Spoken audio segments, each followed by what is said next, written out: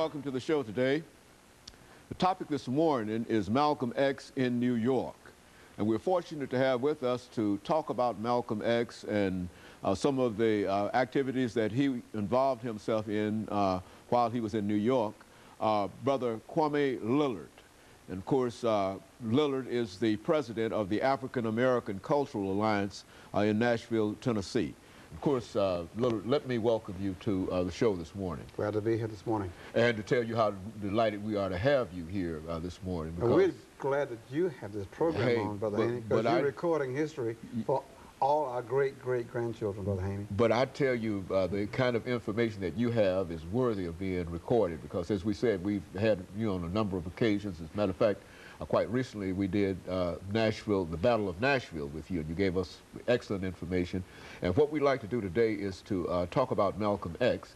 But before we get into Malcolm X, let's talk again about Leo Lillard, because some individuals might not know you, and I would imagine there are only a very, very few who might not know you. But in order to deal with Malcolm X in New York, let's talk about you in Nashville, Tennessee, and your background and how you eventually ended up in New York. Well, I was a junior at A&I State University, majoring in mechanical engineering. And the opportunity came for me to become a local leader in the civil rights struggle in Nashville. And I jumped at the opportunity, having to count and weigh whether or not it would impact my family, whether or not there'd be repercussions on my family who lived here. Unlike many of the leaders of the Sioux City movement, they were from out of town, but I was a local leader. And that always caused some trepidation about what's the impact of that, what's on your family. But once I became involved, I couldn't back up. I had to balance the need to become an engineer with the need to become a civil rights fighter. And I was lucky enough, and God gave me the wisdom and I guess the fortune to be able to graduate in '61 with a degree in engineering, and also to become very instrumental in all of the major critical issues of that period, from the sit-ins and the lunch counters, the stand-ins at the movies, to the aid in for the farmers in West Tennessee who were evicted, to the freedom rides in '61, to the H.G. Hills protest in '61 summer. By that time, as a veteran local person, you become identified. And the Klan and the right wing were burning up my cars, shooting at my dad, and shooting at me. So at the conclusion of the summer of '61, I opted to determine what I should do with the rest of my life, whether I was going to live past the summer. And there was the issue of the draft board. I was 21 years old, and the draft was looking mighty hard at me.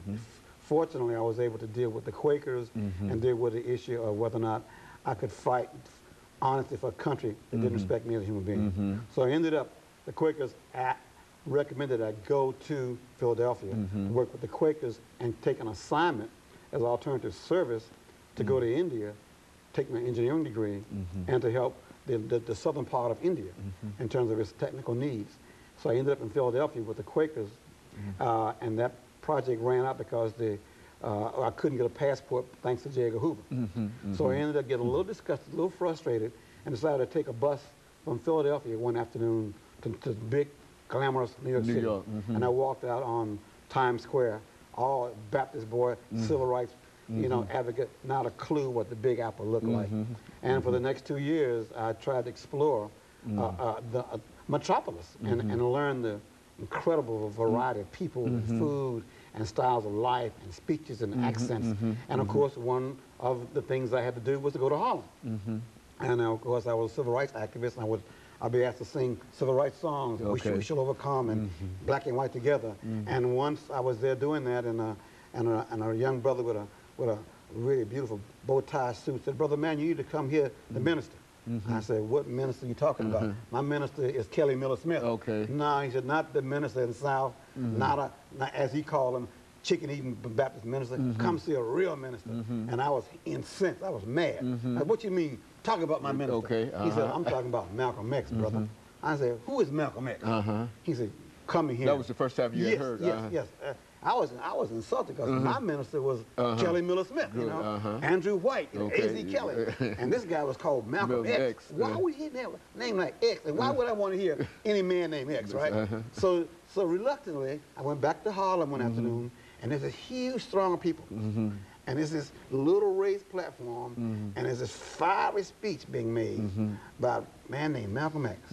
First thing he talked about was how foolish it was for people like myself who devoted themselves to civil rights, to making America respect us and give us a chance to prove how good we were. Okay, and of course, let's hold it right there, Brother Lillard, and we'll pick up at the second part when we come back after this first commercial break. That's exactly what we want to hear. We'll be back with our audience following this very, very short commercial break. The topic is